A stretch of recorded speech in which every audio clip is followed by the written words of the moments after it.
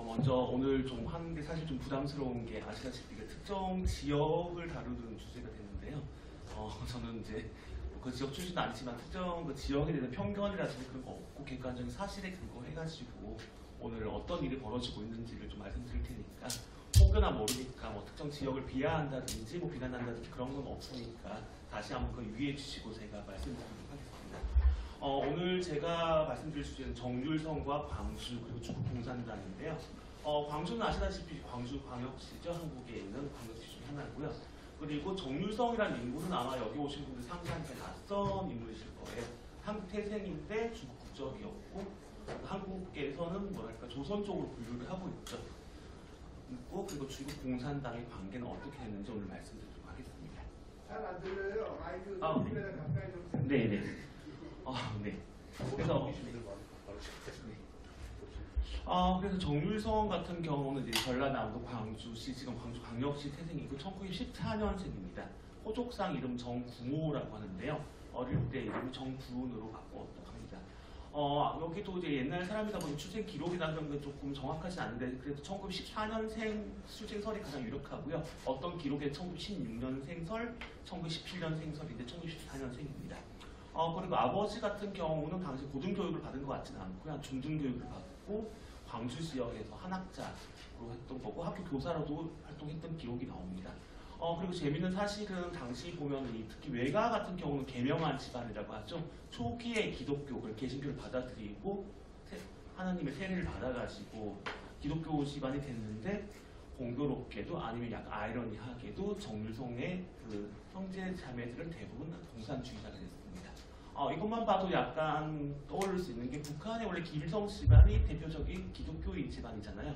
김일성의 모친이 강반석, 베드로 할 정도로 독실한 기독교 집안에서 공산주의자가 탄생을 했는데 정률성의 생애도 묘하게 김일성 집안과 겹치는 게 있습니다. 그리고 정률성은 하나 윤려 중에 막내로 태어났습니다. 그리고 이거는 2005년도부터 광주광역시에서 개최하고 있는 정률성 음악제인데요. 통영 같은 경우도 논란이 많이 했던 게 윤희상 음악제가 있잖아요. 윤희상 같은 경우도 한국이 나서 세계적인 현대 음악가로 그러니까 해외에서 굉장히 호평받는 음악가이지만 그분의 친북 행적이 문제가 됐었잖아요. 독일에서 이제 공부할 때 북한과 당시 동백림 사건, 동베를린 사건이라고 동베를린에 주재하고 있던 북한 대사관과 미묘하게 관계를 맺고 특히 북한을 방문했고 북한의 김일성 당시 주석이 윤희상에게 음악당을 지어줄 정도로 북한에서 굉장히 환영받던 인물입니다. 다만 한국에서는 평가가 엇갈리고 있죠. 예술적인 업적은 존중해야 되지만 그래도 그분의 친북적인 것은 평가를 해야 됩니다. 그래서 통영에서 윤상 음악제는 전국적으로 많이 알려졌는데 정률성 음악제는 전국적으로 그렇게 많이 알려지지 않고 지역에서는 굉장히 유명 행사인데 아주 성대하게 치러지고 있습니다. 그리고 아까 말씀드렸듯이 정률성의 친가 외가 모두 개신교와 인연이 있다고 했잖아요. 특히 외가 쪽이 심한데 최홍종이라고 당시에 조선예수교 장로회 신학교를 졸업하고 광주 북문박교회, 광주중앙교회라고 광주에서 가장 오래된 교회 중에 하나인데 담임 목사로 부임한 목회자고요. 광주 YMCA의 3대, 8대, 10대 회장을 역임했다. 그러니까 광주 지역 기독교에서 가장 유력한 인사였다는 거고요. 작은 예산 좀 최영욱이라는 사람인데 세브란스 의대, 그러니까 지금의 연세대학교 의과대학을 졸업 후 광주 제중원 원장을 역임했던 거고요. 외숙모도 광주 스피아 여고라고 기독교계 학교의 교사를 역임했습니다. 그러니까 이 정률성 집안은 기독교랑 굉장히 인연이 있다고 할 수 있습니다. 그런데 당시 정률성은 조선의 식민지 조선의 저도 이제 방송학을 전공하다 보니까 알아보니까 1925년경에 경성 라디오 방송국이 생기고 그때 라디오가 조금씩 보급되기 시작했는데 정률성이 외가에서 라디오를 들었다는 거예요. 근데 라디오가 어마어마한 그러니까 월급쟁이 한 달 월급의 10분의 1 정도를 라디오 수신료로 내야 될 정도로 라디오 고가품이었고 귀한 물건이었는데 당시 정률성의 외가에 라디오가 있었다는 거예요. 그러니까 집안이 굉장히 부유했다는 거죠. 근데 라디오를 통해서 인터내셔널가, 공산당가죠. 그 다음에 적기가, 그 다음에 마르세이의 노래, 프랑스의 국가대 혁명가들을 부르면서 사회주의 관련 노래도 즐겨 불렀다고 합니다. 근데 이 시절을 갖다가 정률성이 나중에 중국의 인민만보라는 신문에 회고를 했어요. 뭐라고 했냐면은 마이크 좀 가까이 대고 하시면 안 됩니까? 네네. 제가 그러실까요? 네. 나는 어려서부터 혁명 선배들로부터 인터내셔널과 마르쉐의 노래 적기가 등을 몰래 배웠다. 이런 노래를 부를 때면 내 눈앞에 수많은 노동 대중들이 대우를 형성하여 진군하는 모습이 나타날 듯하여 나도 모르게 목소리 높아졌다. 그러면 노래를 부르는 동지들이 나에게 눈짓을 하며 소리를 낮춰라 하였다. 그때 나는 어려서 왜 이처럼 좋은 노래를 목청껏 부를 수 없는지 몰랐다. 노래는 오락에 거치는 것이 아니고 전쟁의 무기이며 혁명의 무기이다. 이 위대한 사회주의 혁명 건설의 시대에 앞서 우리의 노래 소리는 더욱 웅장하고 우렁차야 할 것이다. 정률성이 나중에 소개해진 음악가거든요.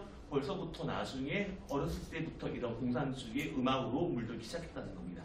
그리고 정률성이 같은 경우는 형제 자매가 전부 다 중국으로 망명을 했습니다. 그리고 정률성은 국민정부, 그러니까 국민당의 장제스 정부의 수도인 난징의 조선혁명군사정치학교 간부 2기생으로 입교했고요. 간부 2기생은 당시 의열단이라는 가입이 선제 속견이기 때문에 1934년 4월 달에 의열단에 가입하고 졸업했습니다. 그리고 정률성 가면 꾸러오라고 상하이에 있는 전화국에 잠입하여 난징 상하이 간 전화 도청 업무를 수행했다고 하는데 정률성이 보면 지금도 보면 독립운동가로 굉장히 추앙을 하고 있는데 이 기록이 거의 유일하게 남아있는 독립운동 행적이라고 할 수 있습니다. 그 무렵 구은이라는 이름 대신에 선율로서 성공한다라는 뜻의 성율성이라는 이름을 했고요. 일설에는 의열단을 설립한 김홍봉이 지어졌다고 전해집니다. 그리고 1937년 10월 달에 중국 공산당 혁명 근거지, 중국 공산당 혁명 성지라고 하죠. 산시성 예난, 우리 지금 연안으로 갔고요. 루신, 그러니까 노신 예술학원에 입교해서 음악 공부를 시작합니다. 거기서 당시 중국 공산당의 역사를 좀 말씀드리면은 중국 공산당이 국공내전에서 총 5번의 전쟁을 치렀는데요. 총 4번째까지는 국민당이 토벌작전에서도 공산당이 버텼는데 5번째 약 50만 명을 동원한 대대적인 토벌작전 앞에서는 드디어 버티지 못하고 중국 공산당이 이른바 대장정이라고 포장을 한 대도주랄까요? 탈주를 시작해가지고요. 중국 전역을 가로질러가지고 산시성, 중국 서쪽에 있는 예난에 이제 거기서 임시로 근거지를 만들어가지고 세력을 보존하게 되죠. 근데 정률성은 그곳으로 직접 자기 발로 걸어서 찾아갔습니다. 그리고 예난의 노래라는 걸 작곡을 하게 되는데 훗날 중국 공산당 지도부는 예난 정신, 그러니까 중국 공산당의 혁명 정신을 잘 살린 곡이라 평가를 내리면서 예난송이라고 바꿉니다. 예난송 같은 경우는 예난은 지명이고요. 송은 찬송하다, 찬송가할 때 칭송하다, 예난 찬가 또는 예난 찬송가라고 할 수 있고요. 당시 혁명하던 학생이나 청년이 애창하는 곡이 됐습니다. 그리고 중국 전역에 퍼지게 됐고 정율성이라는 이름을 중국 전역에 알리는데 결정적인 역할을 했던 첫 번째 곡입니다. 그리고 중국에서 보면 정율성은 지금 3대 음악가로 꼽히는데요. 중국의 제2국가라고 할 수 있는 중국인민해방군 행진곡도 작곡을 했습니다. 그래서 여기 하민호 대표님, 전 대표님이시죠? 네, 페이스북에도 올리셨는데 보면은 중국의 지금 국가가 원래 혁명가잖아요. 군가였잖아요. 일어나라 노예가 되지 않기를 원한 자들이 역을 패런디도 올려주셨는데 이것도 보면 팔로고 행진곡도 군가이기 때문에 굉장히 뭐랄까요, 씩씩하다고 할까요? 그 군가가 어두운데 이 노래 가사 내용은 이렇게 되어 있습니다. 쭉쭉 보면 반동패들을 끝까지 소멸할 때까지 마오쩌 등의 기치를 높이 휘날린다. 그러니까 중국 공산당과 당시 중국 공산당의 지도자였던 마오쩌 등을 찬양하는 내용을 담고 있습니다. 그리고 1945년 8월 15일 이제 일본이 무조건 항복함으로써 우리가 해방이 됐었잖아요. 그때 정률성은 남한이 아닌 북한으로 가게 됩니다. 그리고 북한에서도 보면 아주 활발하게 활동을 했는데요. 중국에서 건너갔어요. 근데 여기서 스토리가 있는데 정률성은 중국에서 중국인이랑 중국인과 결혼하게 되거든요. 중국인 결혼했는데 당시 부인이 그러니까 중국 공산당이 북한에 파견한 그러니까 대리인의 자격이었어요. 그러니까 북한 대사관에 근무하고 그리고 북한 내에 있던 중국 화교수를 총책임지는 역할을 맡았습니다. 그러니까 부부가 공산당과 밀접한 연관이 있었던 거죠. 그래서 북한의 정률성은 조선노동당, 북한 노동당의 황해도위원회 선전부장, 조선국립음악대학 작곡부장, 조선인민군 협조단장 등으로 활동하면서 2년여 동안 북한 전역을 돌면서 연주회를 개최했습니다. 그리고 조선인민군 행진곡, 조선해방행진곡, 북한의 군가들을 대거 작곡했고요. 중조위, 그러니까 중국과 조선, 북한의 우위를 찬송하는 그런 노래들을 작곡했습니다. 그리고 조선인민군 행진곡은 오늘날 북한의 공식 군가로 채택되어 있습니다. 그래서 중국에서도 보면은 뭐 정률성을 칭찬하는 사람들 이렇게 얘기해요. 지구상에 많은 음악가가 있지만 두 나라의 공식 군가를 만들고 두 나라의 공식 제2의 애국가로 불리는 곡을 작곡한 사람은 정률성밖에 없다. 그러니까 정률성이라는 사람은 태어나긴 남한, 그러니까 지금 광주에 태어났지만 중국에서 활동을 했고 북한을 위해서 더 헌신한 인물을 할 수 있습니다. 그래서 그 공로를 인정받아서 조선인민회의, 인민위원회, 문예학술 총동맹 등으로 4차례 상장과 상금을 수여받았고요. 1948년도에는 조선인민공화국이 건국되잖아요. 국가를 건국되고 나서는 모범노동자로 선정됐습니다. 그리고 이 당시 김일성과도 굉장히 친밀한 교류를 했다고 기록이 나옵니다. 조선인민군 행진곡이라는 가사는 이렇게 되어 있는데요. 문제는 이 노래를 북한 인민군이 부르면서 1950년 6.25 전쟁 때 대대적인 남침을 했다는 겁니다. 그리고 1950년도 아시다시피 6.25 전쟁, 북한의 전면 남침으로 6.25 전쟁이 발발했잖아요. 그리고 1950년 10월 달에 펑덕화이, 지금 팽덕회가 지휘하는 중국인민군, 중국인민지원군이라는 의미인데 사실상 인민해방군 정규군이 대거 참전해가지고 사실상 한국의 북진 통일을 방해해가지고 오늘의 분단의 원인을 제공했는데 중국으로 돌아갔던 정률성도 1950년 12월에 다시 북한으로 가게 됩니다. 그리고 정률성 평전이 2권이 있는데요. 거기에서 당시를 이렇게 묘사를 하고 있어요. 정률성은 중국 인민지원군을 지원하는 임무를 띠고 전선에 투입됐다. 비록 총을 들고 싸우는 군인은 아니었지만 인민지원군을 따라 서울까지 내려온 그는 포화가 빗발치는 최전선을 피하지 않았다. 책상에서 음악을 하는 것이 아니라 현장에서 음악을 작곡하는 것이 정률성의 체질이었기 때문이다. 그러니까 북한이 정면 남침으로 발발한 동족 상장의 비극에서 정률성은 예술을 불태웠다 이런 얘기를 할 수 있습니다. 그래서 여기서 나오는데 불법 남침은 동족 상장의 현장에서 예술을 불태웠는데 여기에 대해서 여러 가지 평가가 여기 있습니다. 그래서 송서평이라고 조선족 출신 이제 교수가 이렇게 평가를 했죠. 거기는 이제 북한에서는 항조선 전쟁, 즉 한국 전쟁은 정률성의 창작 격정을 불러일으켰다. 정률성은 중공공론으로 참전한 4개월 동안 북한군과 중공군의 사기 부치를 위해 조선인민유격대에 전가, 조선인민지원군 행진곡, 공화국 기치 휘날리다. 공화국은 북한을 조선인민공화국을 말하는 거죠. 우리는 탱크 부대, 전사의 맹세 등 여러 곡을 썼다라고 할 수 있습니다. 그러니까 6.25 전쟁 때 인민군이 남침하며 불렀던 노래를 정률성이 상당 부분 작곡했다라는 것입니다.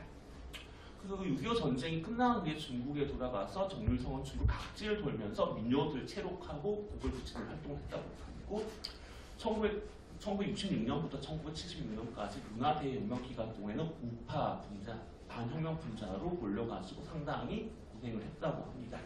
그런데 한 가지 재미있는 것은 문화대혁명 기간 동안에 모든 작사, 작곡들, 예술활동이 많이 제약을 받았는데 유일하게 중국 당국이 허용하던 것이 마오쩌둥을 찬양하는 것이었다고 합니다. 그래서 마오쩌둥이 보면 여러 가지 시도 남기고 글을 많이 남겼는데 그 중에 마오쩌둥의 시선이라고 시집 모음이 있거든요. 거기에 정률성이 곡을 만들어서 마오쩌둥을 찬양하거나 마오쩌둥이 쓴 곡을 만드는데 일조를 했다고 합니다. 그러니까 정률성의 생애를 다시 한번 요약해 보면은 젊은 시절에는 중국 공산당 혁명의 근거지라고 하던 예란에서 중국 공산당과 마오쩌둥을 찬양하는 곡을 썼고요. 그 다음에 중기에는 북한으로 가서 북한 인민군과 김일성을 찬양하는 곡을 썼고요. 말년에는 역시 마오쩌둥을 찬양하는 곡을 작곡을 했습니다. 그리고 1976년도 그리고 공교롭게도 문화대혁명이 끝나던 해 12월 달에 정률성도 세상을 떠나게 되는데요. 빠바오산, 우리서 팔보산이라고 베이징, 중국 북경 외곽에 보면 혁명공묘라고 중국 공산당 혁명 원로들이 묻혀있는 혁명 묘지가 있거든요. 한국 치면 뭐 국립현충원 정도 되는 개념이겠죠. 북한의 중국의 현충원에 정률성이 이렇게 안장되어 있습니다. 여기 정률성 지묘라고 나와 있죠.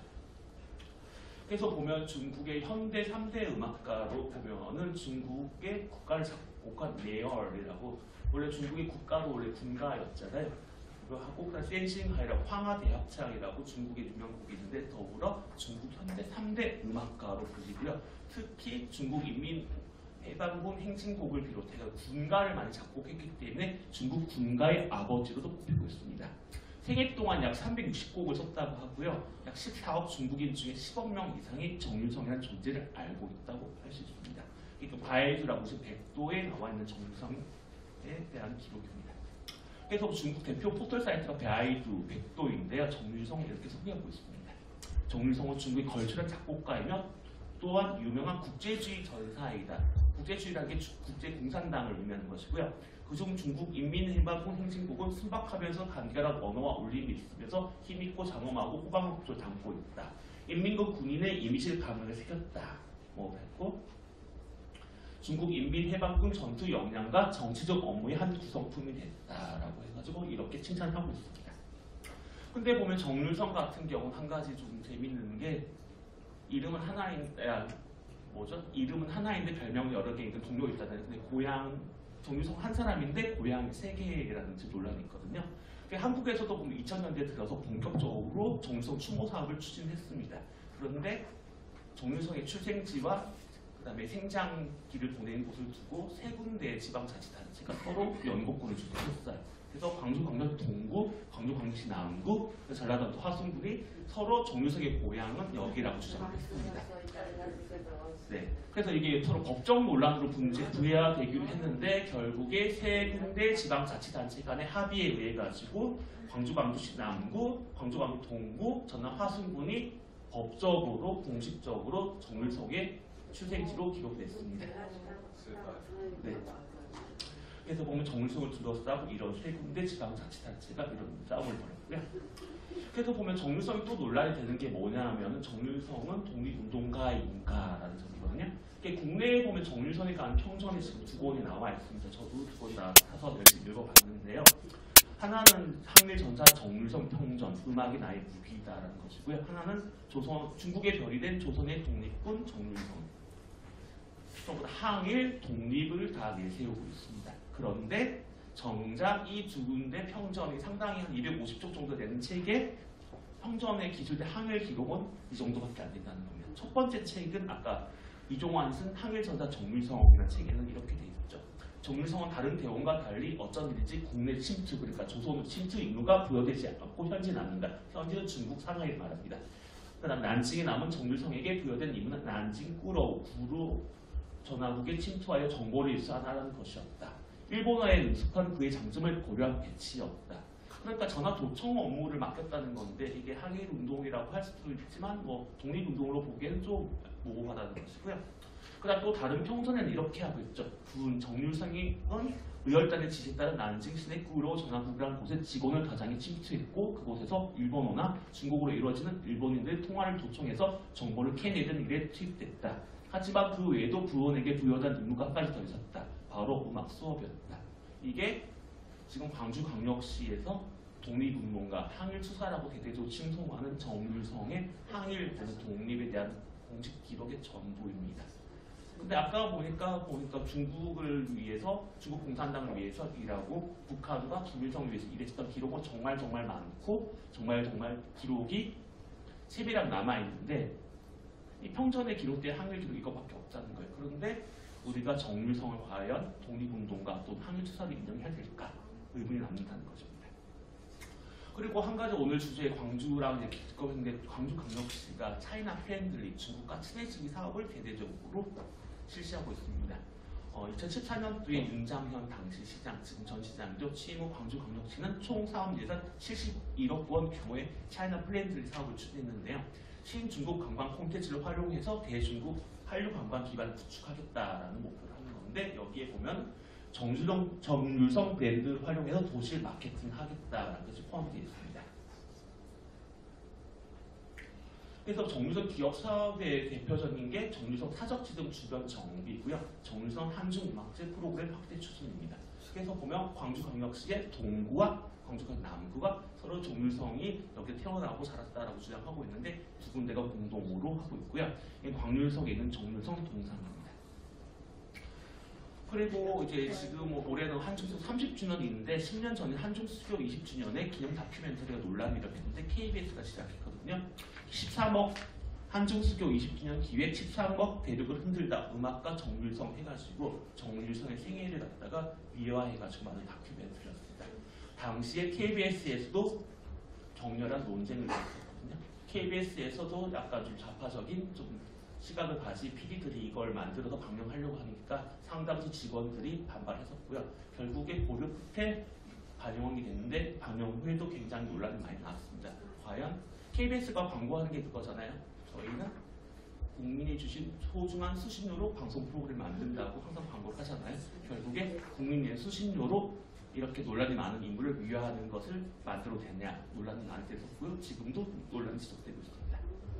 그리고 보면 광주광역시에서 정일성 음악축제라는 것을 매년 가을에 개최를 하고 있거든요. 아주 대대적으로 개최를 하고 있습니다.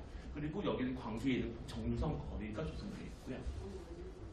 근데 보면 광주가 하는 정일성 프로젝트가 광주광역시와 중국 공산당과 그리고 이것도 특정 대학을 또 거론하는 좀 그런데 호남대학교라고 광주에 소재한 사립대학교가 연계되어 있습니다. 그리고 호남대학교랑 광주광역시가 굉장히 밀접한 관계를 맺고 있는데요. 아까 그 광주광역시가 차이나 프렌들리 사업을 추진하고 있다고 했잖아요. 그래서 광주광역시에 차이나 센터라는 걸 만들었어요. 그런데 공동으로 만든 학교가 호남대학교라는 것이고요. 여기는 홈페이지에도 호남대 홈페이지에도 그대로 소개가 되어 있습니다. 광주 차이나 센터는 2015년 9월에 광도광역시청의 지원을 바탕으로 호남대학교가 운영한 기구이다. 즉 호남대학교와 광주광역시가 차이나 프렌들리 사업에 적극적으로 앞장서고 있다는 것입니다. 그리고 초대 센터장도 호남대학교 현지 교수고요. 현재 센터장도 현재 호남대학교 신문방송학과 모 교수입니다. 광주 지역 유력 언론사 편집국장을 역임한 사람이고요.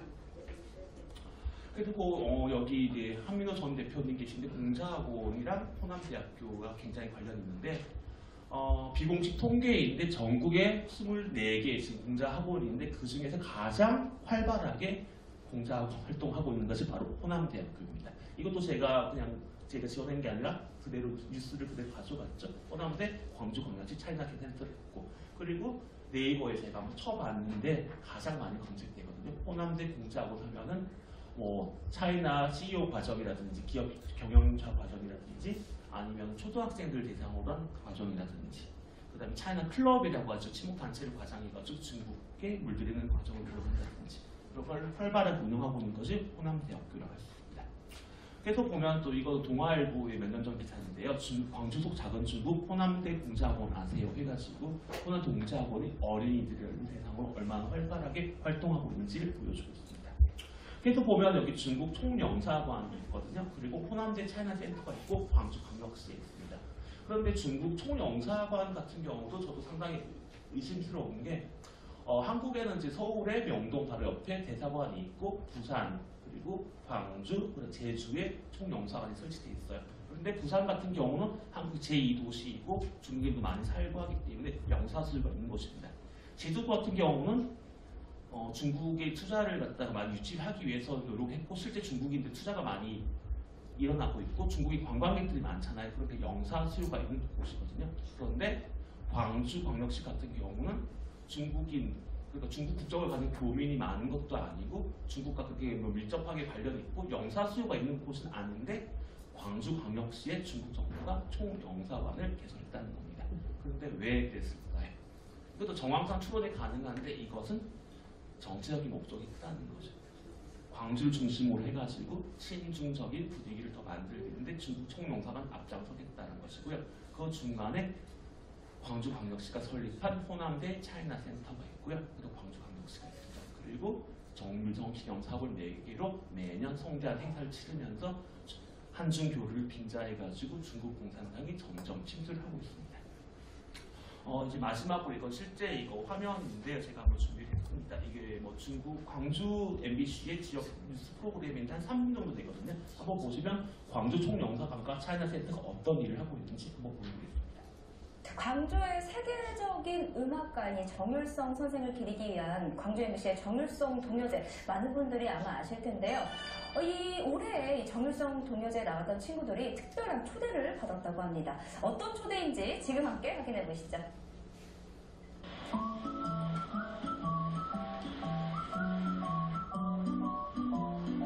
이 친구들이군요. 아마 광주에서 좀 보셨을 거 있었던 거예요. 학생들은 분들을 초청을 해서 이제 또 다른 만남, 좋은 만남을 또 하셨네요. 광주 학생들이 정일성 노래 교연대회에 참가하고 너무 잘했습니다. 그래서 그분들이 한중호를 위해서 일을 많이 하기 때문에 우리는 중사가에서 그들을 초청했습니다. 광주 MBC에서 정일성 동요제를 했었죠. 이번에는 또 중국 학생들까지 왔었어요. 그쵸. 네. 동요제를 통해서 이렇게 정일성 선생님께서 부른 노래들을 알게 되었는데 이렇게 영사관에도 초대받아서 너무 뜻깊은 것 같아요. 그렇죠. 영사관에 가볼 일이 별로 없잖아요. 네. 가서 공연하는 것은 아주 영광입니다. 진짜 영광. 여러분들이 중국에 대해서 많이 알고 중국을 좋아하고 심지어 노래를 부르는 걸 시작해서 혹시 중국말 배우기도 시작할 것인지 모릅니다. 성명사님께서 한국말 잘하시죠? 그러니까요. 자, 이곳은 청주예요. 정유제에서 광양제철 남초등학교가 대상을 수상했거든요. 거기서 이제 공연까지 했습니다. 希望你们和我们舞台上来自韩国的 역시 小朋友们 방송 화면이고요. 다큐멘터리까지 네, 이렇게 제작됐다고 합니다. 歌曲从炮火 중국 그 현지 많은 사람들 앞에서 또 세계 어린이 합창단 여러분 앞에서 우리가 준비한 것들을 연주했을 때 감회가 특별했고요. 또 우리 아이들과 저에게 큰 소중한 추억이 되었습니다. 약간 좀 떨리는 부분도 있었는데 다른 나라 학생들도 있고 다 잘하는 모습 보여줘서 제가 뿌듯했던 것 같아요. 그렇죠. 중국인들이 가장 사랑한 음악가가 정일성 선생님이고요. 광주. 네, 우리 지역 출신이라는 거. 우리 아이들한테 기회를 주고 또 정일성 선생님이나 중국에 대해서 우리가 알게 되는데 의미를 두고 늘 참여를 하고 있고요. 1등이라도 하고 싶었지만 그래도 3등이라도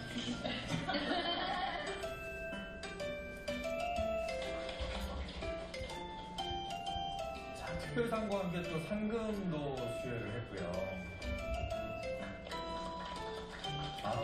뜻깊은 시간 여러 했습니다. 가지 그 행사로 인해서 중국과 또 우리나라가 더욱 우호를 다지는 그런 계기가 되었으면 좋겠습니다. 광주 정일성 음악제 통해서 우리는 광주 학생들하고 친구로 되고 싶습니다. 감사합니다.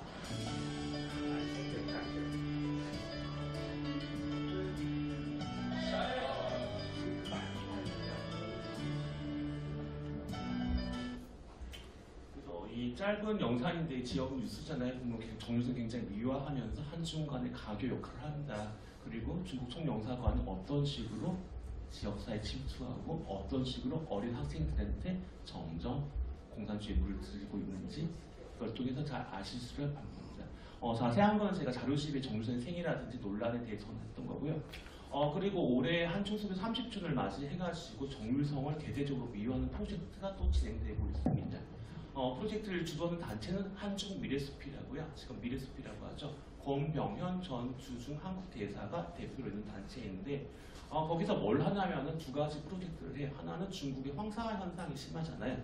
그래서 몽골 고원이라든지 중국이 직접 나무를 심는 활동을 하고요. 하나는 한중 청소년 교류 활동입니다.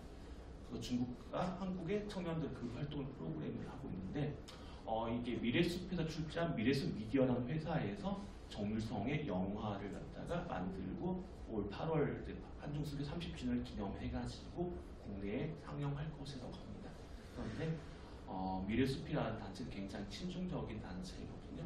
그리고 뭐 이런 얘기 해도 될지 모르겠는데 권병현 대사 그 전에 한국 고위 외교관으로 일했던 분이 가족한테 들었던 얘기인데 권병현 대사 4대 대사인데 중국에 부임을 하거든요.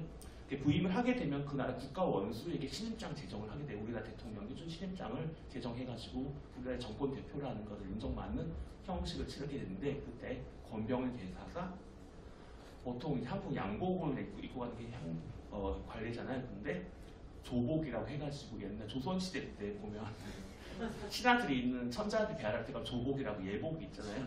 그것도 보면은 보통 사극이 나오는 거 조복이 아니에요. 그냥 관복인 거지.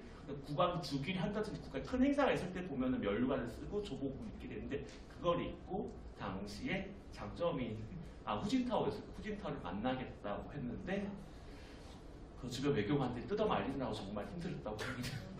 그리고 권병희 대사 같은 경우는 그것도 제가 거짓말 인터뷰 같은 데 많이 남아있는데 그분은 원래 일본 통이셨어요. 그리고 한국이랑 중국이 수교든 꿈도 못 꾼 시기에 외무부에 입부하셔가지고 일을 하셨던데 그분도 그 인민망이라고 중국 매체랑 인터뷰에 이런 얘기가 나오더라고요.